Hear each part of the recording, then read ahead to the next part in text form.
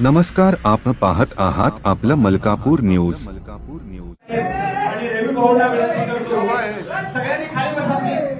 आदरणीय बावनकुळे साहेब आणि रवी भाऊंना विनंती करतो की त्यांनी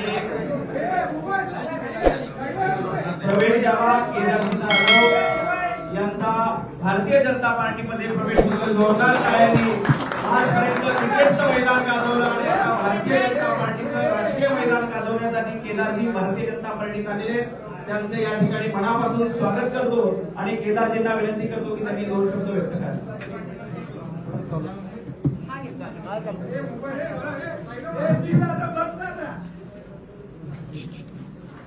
सर्वप्रथम छत्रपती शिवाजी महाराजांना नमस्कार करतो आणि देशामध्ये माननीय नरेंद्रजी मोदी आणि महाराष्ट्रामध्ये देवेंद्रजी यांच्या नेतृत्वाखाली भारतीय जनता पक्षाने जी काही विकासाच्या मुद्द्यावर राजकारण चालू ठेवलेलं आहे त्याच्यात मला माझा खारीचा वाटा उचलायचा आहे